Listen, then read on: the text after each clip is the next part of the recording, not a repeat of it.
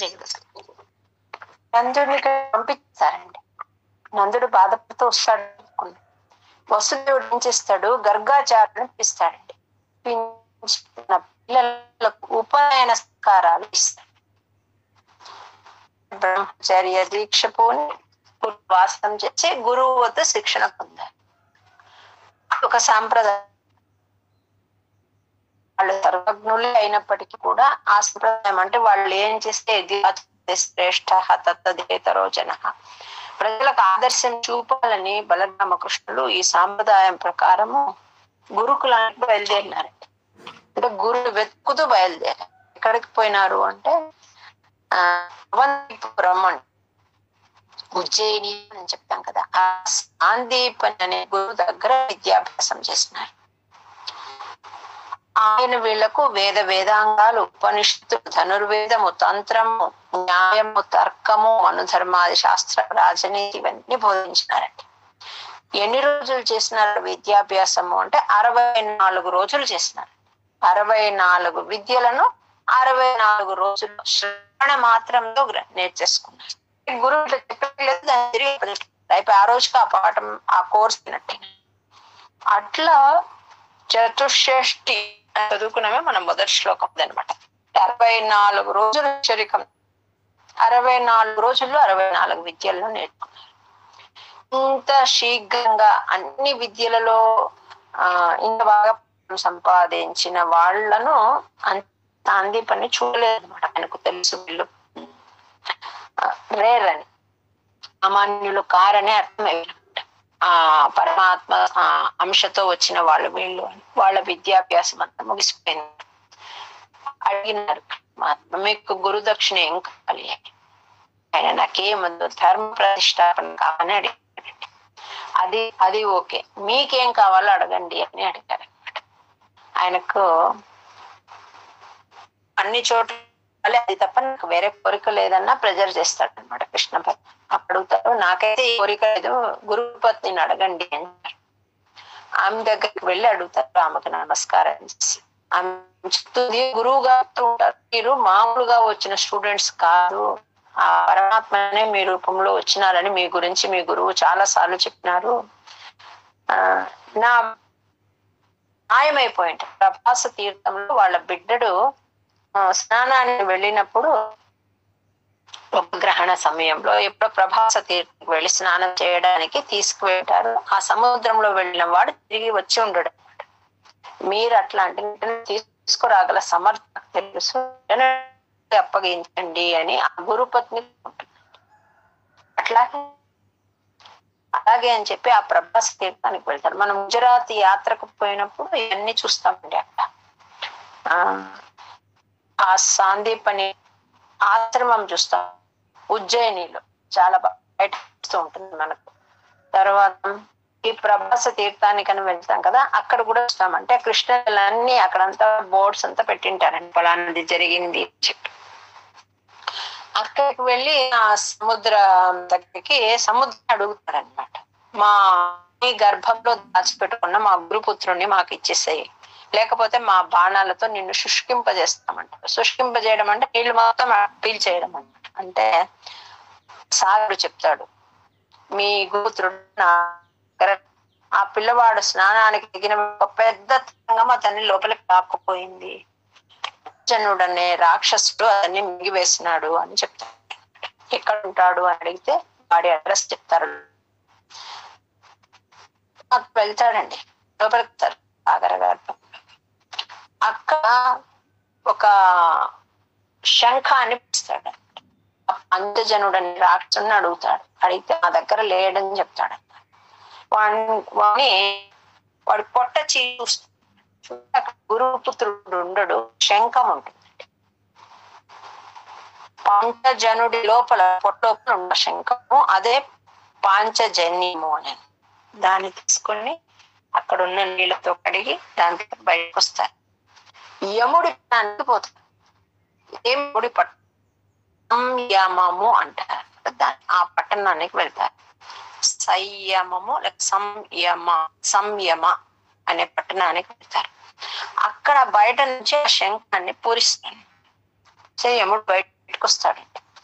బలరామకృష్ణ చూసి వాళ్ళు అవతార పురుషులని గ్రహించి వాళ్ళకు నమస్కరిస్తారు.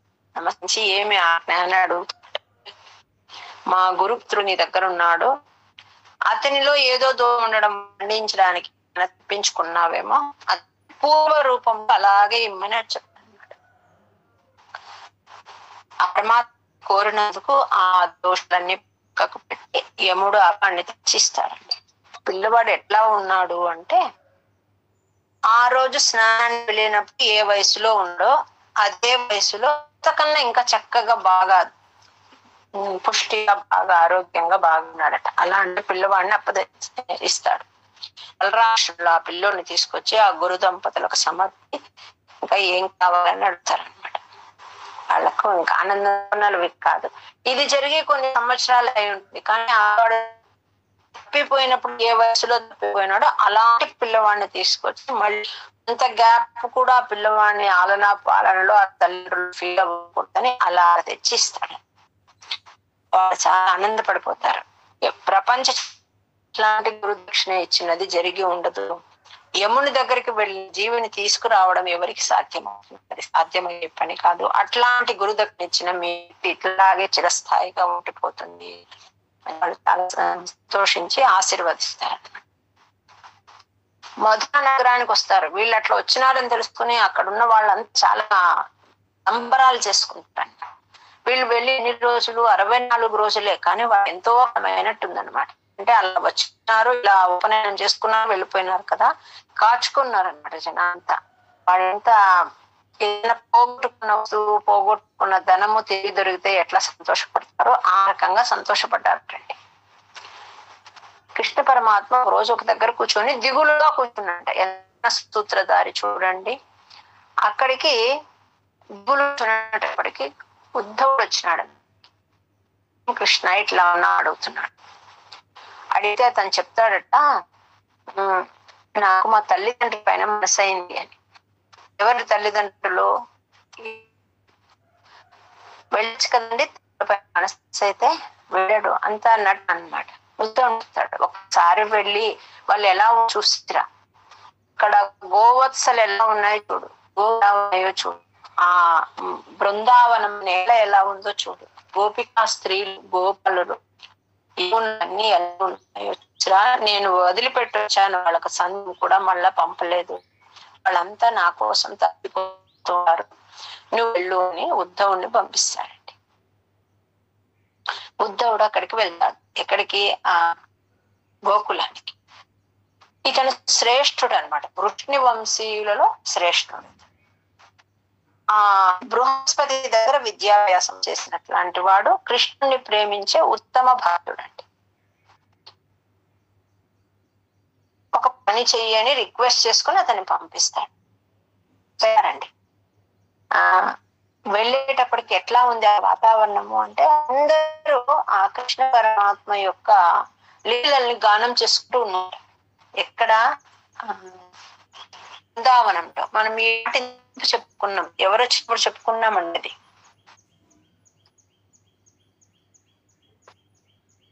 అక్రూరుడు వస్తాడు చూడండి. అక్రూరుడు వచ్చినప్పుడు కూడా అతను అలాంటి ఒక మంచి శుభకరమైన వాతావరణాన్ని చూసింటాడు.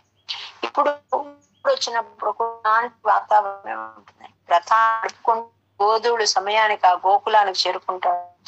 అన్ని దీపాలతో బాగా అలంకరించి కథను గానం చేస్తూ ఉన్నారటండి. పాలు పిదికే స్వరాలు వినిపిస్తూ ఉన్నాయట. ఎక్కడ చూసినా మంచి మంగళకరమైన వాతావరణం కనిపిస్తుంది. అట్లాగా ఆ నంద గృహానికి చేరుకున్నమాట. నందుడు వెళ్ళి కౌగలించుకొని కృష్ణుడు వస్తే ఎంత సంతోషిస్తాడో ఆ రకంగా అతన్ని స్వాగతిస్తూ మంచి కుష్ఠాలు వేసి మంచి ముష్టాన్న భోజనం పెడతారు. అంతపోయినాక నందుడు అడుగుతున్నాడు అనమాట, ఎట్లా ఉన్నాడు నా స్నేహితుడు వసుదేవుడు ఎట్లా ఉన్నాడు? కంసుడు భయం తీరి ఇప్పుడు బాగున్నాడా? మిగిలిన మా బంధువులు ఎంత బాగున్నారా? మా చిన్నకృష్ణుడు ఎట్లా ఉన్నాడు అని అడుగుతున్నాడు. ఇక్కడ నుంచి వెళ్ళిపోయిన తల్లి గుర్తుపెట్టుకున్నాడా? ఈ స్థలం అంతా లేక శూన్య మండలం లాగా అయిపోయింది. ఎవరు పిల్లలు గోవులను మేపడానికి అసలు శ్రద్ధ చూపడం లేదు. గో గోపికంతా ఎట్లా అయిపోయినారంటే ఉత్సాహం లేకుండా నిర్జీవంగా ఉన్నారు. వాళ్ళు ఎప్పుడు ఉత్సాహంగా ఉంటారు, ఒక్క కృష్ణ కథ గానం ఉన్నప్పుడు ఒక్కటే ఉత్సాహంగా ఉన్నారు. అందరిలో ఉత్సాహం నశించి నిర్జీవులుగా ఉన్నారు. గోవులు ఎలా ఉన్నాయి ఇక్కడ ఉన్న గోవులన్నీ అంటే కృష్ణుని వేణునాదము గురించి అంటే విన్నని చెవులని నిలబెట్టుకుంటాయి అని వాటికి వినపడడం లేదు, ఎందుకంటే కృష్ణ ఇక్కడ లేడు కదా అని. ఇంకా బయళ్ళు ఉన్నాయి కదా, అవన్నీ కూడా కృష్ణ పాద స్పర్శ తగలకుండా అవి కూడా శుష్కించిపోయినాయి. ఎన్ని రకాలుగా మమ్మల్ని రక్షించే కృష్ణుడు ఇక్కడ ఎప్పుడు వస్తాడో ఏమో, మమ్మల్ని ఎప్పుడైనా గుర్తు చేసుకుంటాడా అని అడుగుతాడంట. అడుగుతూనే బోరుని ఏడుస్తాడు. అడుగుతాడు అంటే లోపల ఉండి యశోదమాత తలుపు ఉండి వింటుందండి. విని ఆమె కూడా చాలా బాధపడుతుంది. అంటే ఇంచులు నేను ఆ కృష్ణుని వదిలిపెట్టి అని ఒక మాట. అదే ఉద్ధవుడు అతను మీకు మాత్రమే పిల్లవాడని మీకు పొరపాటు చెప్తాడండి. మానవులని అనుకుంటున్నాడు బలరాముని. వాళ్ళు భూభారాన్ని చెడ్కి మోక్షప్రదుడైన శ్రీహే రూపంలో జన్మించినాడు. ఎవరైతే ప్రయాణ సమయంలో అంటే మనం చదువుకున్నాం గీతలో అట్లా చనిపోయే సమయంలో ఆ సర్వేశ్వరుని గురించి చింతిస్తారో ఆ అమితమైన శ్రేయస్సును పొంది బ్రహ్మమయుడైతాడని చెప్తారు. అట్లాంటి మానవాకారంలో పుట్టినాడు. మీరంతా మేము అతని వైపు పెట్టి అతన్ని కొలిచి అతనితో సఖ్యము చేసి ఉన్నారు. ఎంత ధన్యులు మీరు. అని మీకు మాత్రమే పిల్లవాడు కాదు. ఆ విషయాన్ని ఫస్ట్ జ్ఞాపకం పెట్టుకోండి అని చెప్పండి. తల్లి, తండ్రి, బంధువు, భార్య, సకుడు, ఇష్టుడు, శత్రువు, నిష్ఠుడు ఇట్లా ఏది లేదు. జనన మరణాలు లేవు, కర్మ లేవు, కర్మ బంధాలు లేవు. తన సజ్జనులను రక్షించడానికి వచ్చినాడు. ఇవి మీకు మనసులో వస్తే బాధ తగ్గిపోతుంది అని అందరినీ తల్లిదండ్రిని స్వాంతన. వీళ్ళకు తెలుస్తుంది గోపికలకు అంటే ఎవరో వచ్చినారని. అప్పుడు అక్రూరుడు వచ్చినప్పుడు వాళ్ళు చాలా బాధపడి ఉంటారు. ఎవరో పెట్టినారు అక్రూరుడికి, అక్రూరుడు కాదు క్రూరుడు అని వాడిని తిట్టుకొని ఉంటారు అనమాట. ఇప్పుడు మళ్ళా వచ్చిన అక్రూరుడే వస్తారు. ఉద్యాన స్నానం అంతా చేసుకుని ముగించుకుని ఒక ఏకాంత కూర్చొని ఉంటాడట. దూరం నుంచి తను చూసి కృష్ణుడు ఇస్తున్నారట. అలా పరుగు పరుగును వచ్చినారట. చుట్టూ చేరి చూసి కొంచెం సిగ్గుపడతారట. అంటే ఉద్ధవుడు కృష్ణుడు లాగే ఉంటాడటండి. కృష్ణ పరమాత్మ ఏం మాట్లాడతాడు అనమాట. నేను వేరే, ఉద్ధవుడు వేరే కాదు, ఒకటే మేము. అలా కనిపించి వాళ్ళు పరుగు పరుగును వచ్చి దగ్గరకు వచ్చేటప్పుడు కదా సిగ్గుపడి చిరునవ్వుతో చెప్పనమాట, నువ్వు నంద యశోదలకు మెసేజ్ తీసుకొని వచ్చినావేమో కదా, ఆ నల్లటి వాడు మిమ్మల్ని పంపించి ఉంటాడు. తల్లిదండ్రులైనా మర్చిపోకున్నాడు నీ స్నేహితుడు, అంతే చాలే, ఇంకెవరున్నారు ఇక్కడ అని నింద చేస్తాను. అక్కడ పోయి పంపించింటాడు కృష్ణుడు. ఈ గోపిక స్త్రీల యొక్క భక్తి చూసి ఉద్ధవుడి నిన్నెల్ల ఉండిపోతాడు. వెంటనే వెళ్ళాడు అనమాట వాపస్. కృష్ణ పరమాత్మ తనని పంపించే దానిలో కూడా ఒక అర్థం ఉందన్నమాట. ఉద్ధవుడికి మంచి జ్ఞానం ఉందండి, భక్తి తక్కువ ఉంది. గోపికలకు మంచి భక్తి ఉంది, వాళ్ళ భక్తి ఫస్ట్, కానీ జ్ఞానం తక్కువ. వీళ్ళిద్దరిని జాయిన్ చేస్తున్నాడు. ఉద్ధవుడు వాళ్ళ నుంచి భక్తి తత్వం తెలుసుకోవాలి. ఈ గోపస్థులు ఉద్ధవుడి నుంచి జ్ఞానాన్ని పొందాలి. ఈ వాళ్ళిద్దరిని కూడా సజీవులుగా వాళ్ళిద్దరిని కూడా అనుగ్రహించడానికి పంపించాడు. అతను ఇంకేమైనా పంపి ఉండవచ్చు. అలా వెళ్ళికొని రమ్మని చెప్తే అతను కొన్ని నెలల పర్యంతం అక్కడే ఉంటాడట. వాళ్ళ భక్తి చూసే కొద్దీ ఒరిసిపోతాడనమాట ఉద్ధవుడు. అంటే ఇంత భక్తి చేయడం సాధ్యమా ఎవరికైనా? వాడు ఇతన్ని వాళ్ళ బాగా అంటే కృష్ణుడు ఎలా ఇష్టపడతారో అట్లా ఉద్ధవుడితో కూడా అంగత్యం చేస్తారు. కొన్ని రోజులు ఉండి ఉండి ఉండి ఉండి అతను కూడా గోపికల భక్తిని పొందుతాడు. వాళ్ళ విషయాల తత్వం అంతా ఉపదేశిస్తాడు. ఎట్లయితే యశోకు నందుడికి చెప్పినాడో అట్లా వీళ్లకు ఆయా సందర్భానుసారంగా తను చాలా గొప్ప విద్యావేత్త, అంత నేర్చుకున్నాడు కదండి. విషయాలన్నీ వాళ్ళ సందర్భానికి వాళ్ళతో కొన్ని నెలల సమయంలో వాళ్ళకి మంచి బోధ చేశాడు. దాంతో వాళ్ళు ఎంత పర్ఫెక్ట్ అంటే కృష్ణుని చూడకపోయినా పర్వాలేదు, మాకు అర్థమైంది అంటే కృష్ణ తత్వాన్ని వంట పట్టించుకోవాలో అర్థమైపోయింది అన్నట్లుగా వాళ్ళు బ్యాలెన్స్డ్ అయిపోతారు. అనుకు బాధపడుతూ రాలేదనమాట. ఉద్ధవ్ వాళ్ళలో అట్లా ఒక్క ప్రజ్ఞ మేల్కొంటుంది. అది ఇక్కడ ఉద్ధవుని పంపించేందుకు కారణం అండి. ఒక్కసారి చదువుతాను, మిగిలిన కంటిన్యూ.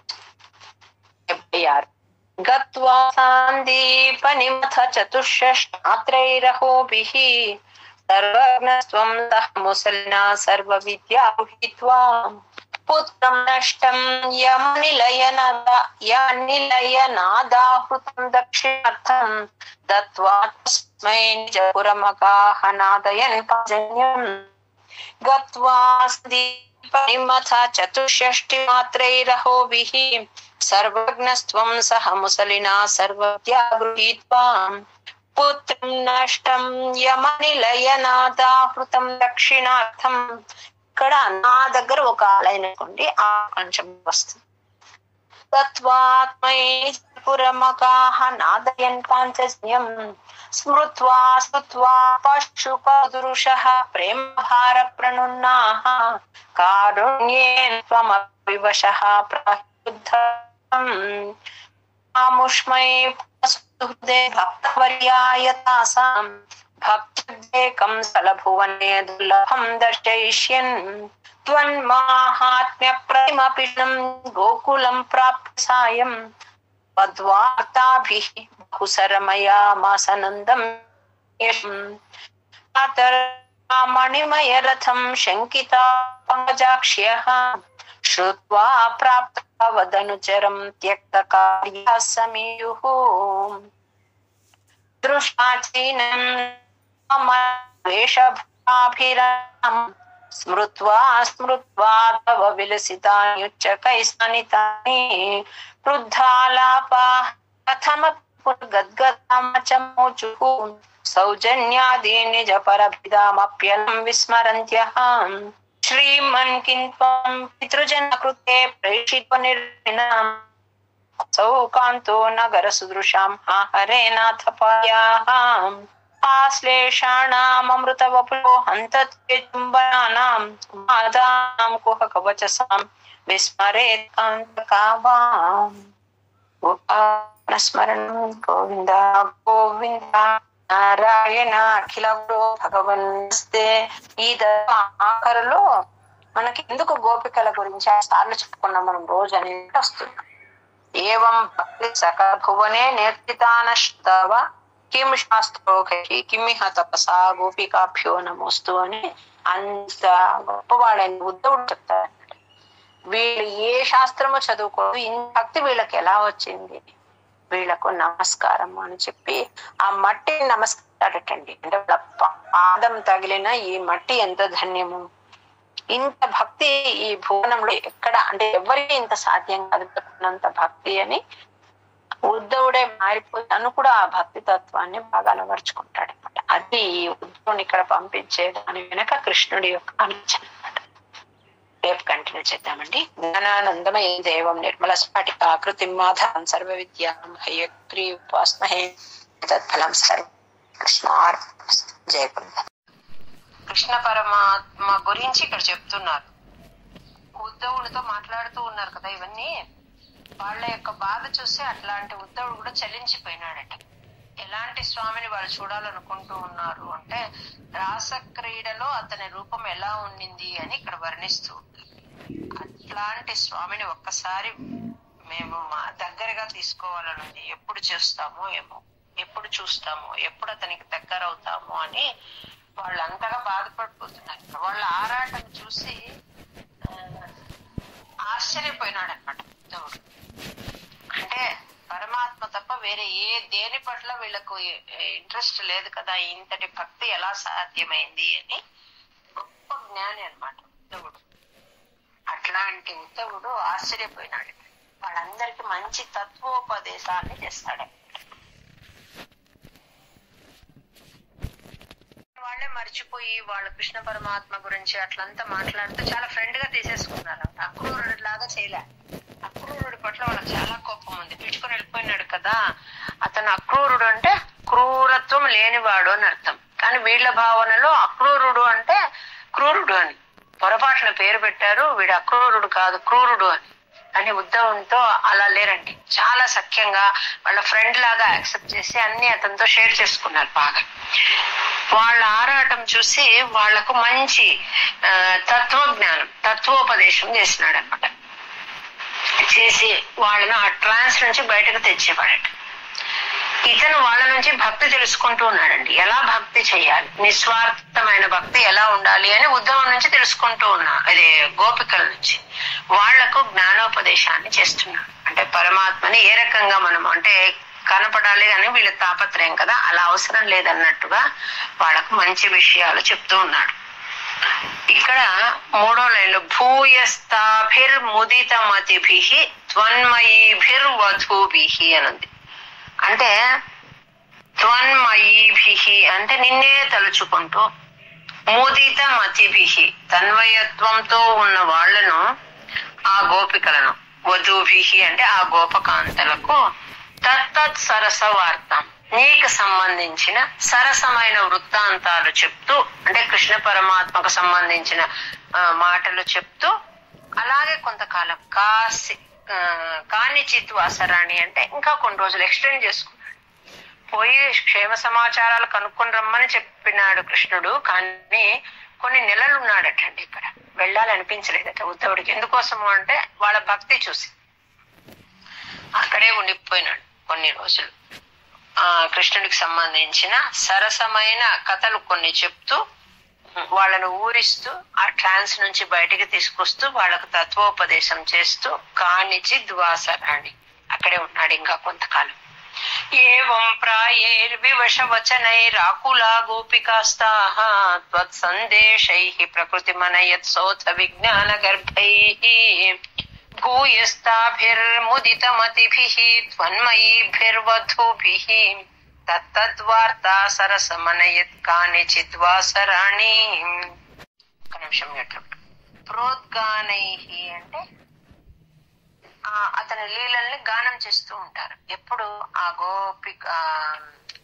గోకులంలో ఉన్న ఆ కాంతలంతా ఏం చేస్తూ ఉంటారు అంటే వాళ్ళు ఏ పని చేస్తూ ఉన్నా కృష్ణ స్మరణ. ఎంత ఎంత అదృష్టవంతులు చూడండి ఆ భావన వాళ్ళకు రావడం.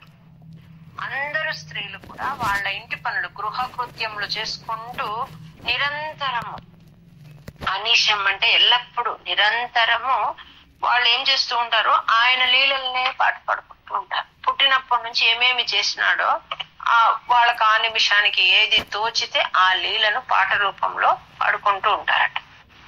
తర్వాత ఒకరికొకరు కలిసినారనుకోండి, మిథహ అంటే మీట్ అవ్వడం. ఒకరికొకరు కలిస్తే మాట్లాడుకునేటప్పుడు వేరే లౌకికమైన విషయాలు మాట్లాడేవారు కాదు. కృష్ణ పరమాత్మ గురించే మాట్లాడుకుంటారు, ఆయన విషయాలే మాట్లాడుకుంటారు.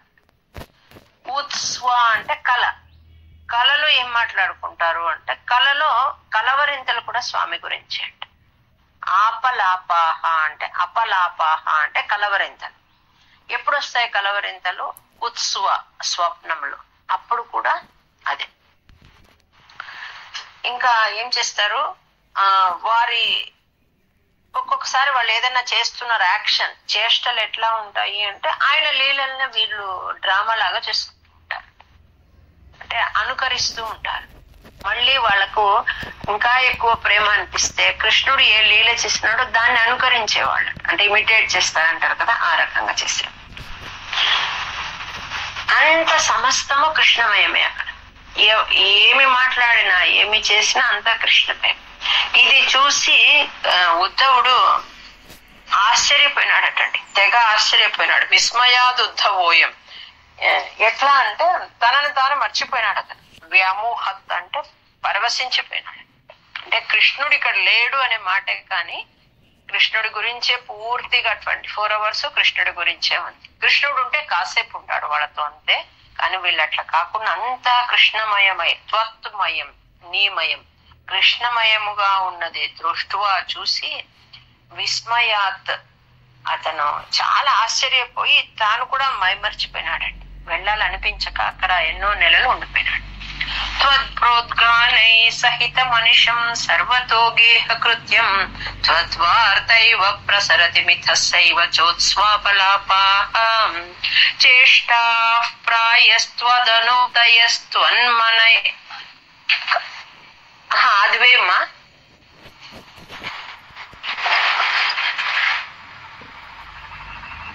చేష్టాః ప్రాయస్త్వదనుకృతయస్త్వన్మయం సర్వమేవం దృష్ట్వా తత్ర వ్యముహదధికం విస్మయాదుద్భవోయం. ఇక్కడ కూడా భట్టాద్రి గారు రాధ గురించి చెప్తున్నారండి, కానీ భాగవతంలో అయితే రాధ గురించి ఎక్కడ రాలేదు. ఇక్కడ ఏమని చెప్తున్నారు అంటే, రాధకు ఈ వస్తువు చాలా ఇష్టం, రాధకు అది ఇష్టం అని చెప్పి రాధ గురించి నాతో ఏకాంతంగా ఉండేటప్పుడు కృష్ణ పరమాత్మ మాట్లాడినాడు అని చెప్పి ఆ రాధ అనే గోపిక కాంతతో చెప్పాడట ఉద్ధవుడు.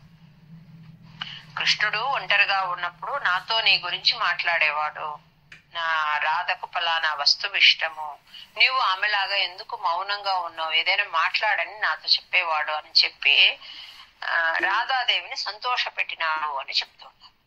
రాధాయా మే ప్రియతమమిదం మత్ప్రియైవం బ్రవీతి త్వం కిం మౌనం కలయసి సఖే మానిని మత్ప్రియేవా ఇత్యాద్యేవ ప్రవదతి సఖి త్వత్ప్రియో నిర్జనే మాం ఇత్థం వాదైః అరమయదయం త్వత్ప్రియాముత్పలాక్షీం. ఇత్థం వాదైః అంటే, ఇత్థం అంటే ఈ రకంగా, వాదైహి అంటే మాట్లాడుతూ, అరమయత్ అంటే సంతోషపెట్టడం, ఆ రాధాదేవిని సంతోషపెట్టాడు అని చెప్తున్నారు భట్టాద్రి. ఇత్థం వాదైహి ఈ రకంగా మాట్లాడి, ఎవరైనా మనకి ఇష్టమైన వాళ్ళు మనల్ని తలుచుకుంటున్నారని చెప్తే మనకు ఆనందం అవుతుంది న్యాచురల్ గా. ఈ రకంగా మాట్లాడుతూ అరమయత్ అంటే సంతోష పెట్టేవాడట ఉద్ధవుడు. నెక్స్ట్ వీళ్ళకందరికీ కృష్ణస్వామి యొక్క సందేశాన్ని చెప్తున్నాడండి. ఏమని, నేను వచ్చేస్తాను, పనుల ఒత్తిడి వల్ల రాలేకపోతున్నాను, ప్రేమ లేనందువల్ల కాదు, మిమ్మల్ని మర్చిపోయి కాదు, పని ఒత్తిడి వల్ల రాలేదు, మీ దగ్గరికి వస్తాను, నా పని ముగించుకొని వస్తానని కృష్ణుడు చెప్పాడు అని చెప్తున్నాడు. ఇంకా ఏం చెప్పాడట, వియోగము అంటే నేను దగ్గర లేననుకో మీకు నా స్మరణ ఇంకా దృఢపడుతుంది, కాబట్టి బాధపడకండి ఎవరు, నేను తొందరగా మీకు బ్రహ్మానందాన్ని కలిగింపజేస్తాను. నాతో ఎట్లా ఉంటుంది ఫ్రెండ్షిప్ అంటే, నాతో సంయోగమైన వియోగమైన కూడా సమానంగా ఉంటుంది అని కృష్ణ సందేశాన్ని ఉద్ధవుడిచ్చినాడండి వీళ్ళకు. త్వరలో మీకు బ్రహ్మానందం ప్రాప్తిస్తుంది, కాబట్టి సంయోగం ఎలా ఉంటుందో వియోగం కూడా అలాగే ఉంటుంది, దాన్ని బాగా అర్థం చేసుకోవాలి అని ఉద్ధవుడు కృష్ణ సందేశాన్ని వీళ్ళందరికీ ఇచ్చినాడు. అంటే వియోగంలో కూడా మీరు సంతోషంగా ఉండాలి, అతను లేడని బాధపడుతూ అలా చేయకూడదు, రెండిట్లోనూ సమదృష్టి కలిగి ఉండాలి. త్వరలో వస్తాడు కృష్ణుడు, మీకు బ్రహ్మానందం లభిస్తుంది, కాబట్టి రెండిటిని ఈక్వల్ గా తీసుకోవాలి మీరు అని కృష్ణుడు చెప్పమన్నాడని చెప్తున్నాడు. ద్రాగ్ అంటే వెంటనే అని, ఏష్యామి ద్రాగ్ అంటే వెంటనే రాగలను, ద్రాగ్ అంటే వెంట, శీఘ్రము. ఏష్యామి ద్రాగ్ అనుపగమనం కేవలం కార్యభారాత్ విశ్లేషేపి స్మరణ దృఢతా సంభవాన్ మాస్తు ఖేదః బ్రహ్మానందే మిలతి నచిరాత్ సంగమో వా వియోగః తుల్యో వస్యాదితి తవ గిరా సోకరో నిర్వ్యథాస్తాః. ఇక్కడండి ఆ గోపికల్లో ఉండే ఆ భక్తిని చూసి చాలా అంత జ్ఞాని అయిన ఉద్ధవుడు పరమానందము పరమాశ్చర్యము పొందినాడు. అంటే ఇంతటి భక్తి ఎక్కడ కని విని ఎరగలేదు, లోకంలోనే ఉండదు అని చెప్తున్నాడు. నేక్షిత అంటే నా ఈక్షిత అంటే చూడలేదు, నా ఈక్షిత అంటే చూడలేనిది, ఇలాంటి భక్తి చూడలేదు. నా శ్రుత అంటే వినలేదు, అంటే వాళ్ళ కోసము వాళ్ళ గురించి అనేది వాళ్ళకు ఒక్క పాయింట్ కూడా లేదు. అంటే వారి శరీరం గురించో, లేకపోతే వాళ్ళ గురించో, వాళ్ళ బిడ్డల గురించో, ఏదైనా సంపాదన గురించో, దేని గురించి లేదు. వాళ్ళ జీవితము వాళ్ళంతా మొత్తం కృష్ణమయం అన్నమాట. ఇట్లాంటి భక్తి తత్పరత ఇంతవరకు చూడలేదు, వినలేదు. పోనీ వీళ్ళు ఏమైనా ఎక్కడైనా పోయి గురుకులంలో శాస్త్రాభ్యాసం చేసినారా, వేదం అంతా నేర్చుకున్నారా, ఇంకేదన్నా చేసినారా అంటే ఏమీ చేయలేదు. శాస్త్ర జ్ఞానము వల్ల ఇది దొరకదు, తపస్సు వల్ల కూడా ఇంతటి భక్తి దొరకడానికి సాధ్యము కాదు. ఈ గోపికలకు వీళ్ళు ఎంతటి భక్తులు, వీళ్ళకి ఎంత నమస్కారం చేసినా తక్కువే అని చెప్తున్నాడు ఉద్ధవుడు.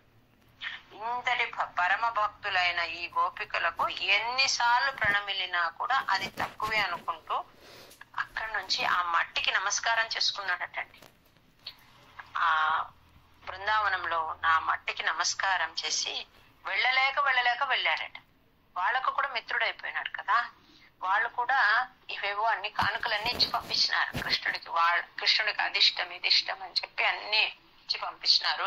అవన్నీ తీసుకొని ఆ జ్ఞాపకాలన్నీ పెట్టుకుంటూ ఆనందంతో తబ్బిబ్బైపోయి ఆ గోకులం నుంచి మధురకు బయలుదేరినాడు అన్నమాట. అట్లా అక్కడ చేరుకున్నాడు కదా, ఇవన్నీ విశేషాలు కృష్ణ పరమాత్మకు చెప్తున్నాడు. వీళ్ళ భక్తి ఎట్లా ఉంది అది ఇదని. కృష్ణుడు పంపించిన ఉద్దేశం ఏమి, ఇతనిలో కూడా అలాంటి భక్తి బాగా పెంపొందించాలి. ఆఖరణ 11వ స్కందంలో ఉద్ధవ గీత అని ఉద్ధవుడికి మంచి జ్ఞానాన్ని ఉపదేశిస్తాడు పరమాత్మ. అంటే అలాగా శుద్ధ సత్వంగా తయారు చేసినాక తను వాడుకుంటుంటాడు, ఏ రకంగా కావాలి, అతన్ని సమాజానికి ఏ రకంగా ఉపయోగింప చేయాలి అతనికి చెప్పే ఆ ఉద్ధవ గీత చాలా ముఖ్యమైనది అనమాట. ఆ ఉద్ధవుడు భక్తితో ఆనందంతో పరవశంతో అవన్నీ చెప్తూ ఉంటే చూసి సంతోషంగా వింటూ ఉన్నాడట కృష్ణ పరమాత్మ. అంటే చెప్తూ తన్మయుడవుతున్నాడు ఉద్ధవుడు, వింటూ ఆనందంతో తన్మయత్వాన్ని చూపిస్తున్నాడు కృష్ణుడు. అట్లాంటి ఓ గురువాయూరు పురాధీశ, నా రోగాన్ని రూపుమాపి నన్ను రక్షించు అని వేడుకుంటున్నాను. ఇక్కడ మనం ప్రతిరోజు ప్రతి దశకానికి గోపికా జీవన స్మరణం గోవింద గోవింద నారాయణ అఖిల గురో భగవన్ నమస్తే అని చెప్పుకుంటామండి. అంటే గోపికా జీవన స్మరణం అని ఎందుకు అంటున్నాము అంటే వాళ్ళ జీవన స్మరణ కృష్ణుడు అన్నాడు. వాళ్ళ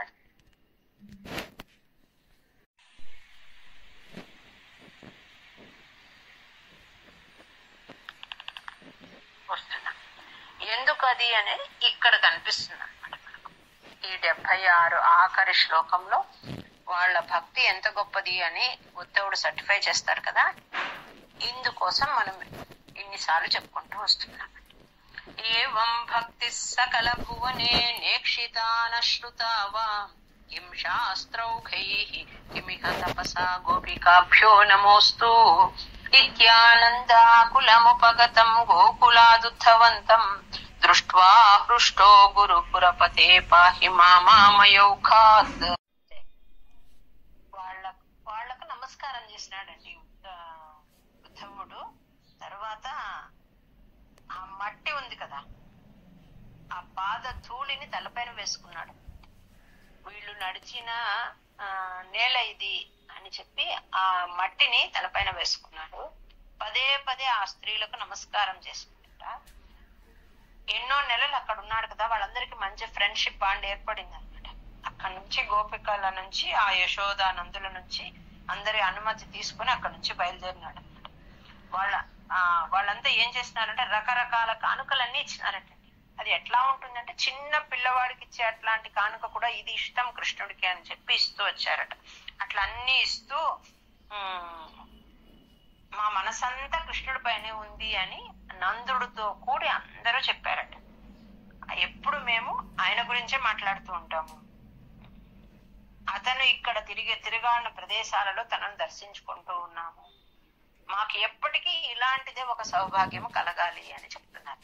అంటే జన్మ జన్మలకు కూడా మాకు ఇట్లాంటి సౌభాగ్యమే కావాలి, మాకు భక్తి ఇలాగే పెంపొందించాలి, ఇంకా పెంపొందాలి అని చెప్పి ఉద్ధవుణ్ణి కృష్ణుడుగా భావిస్తూ రకరకాల పూజా సత్కారాలు చేసి పంపించినారట. అక్కడికి ఒక చాప్టర్ మాదిరిగా అయిపోతుంది అనమాట. ఇప్పుడు 76 అయిపోయిందండి. మన మామూలుగా అయితే ఇప్పుడు 70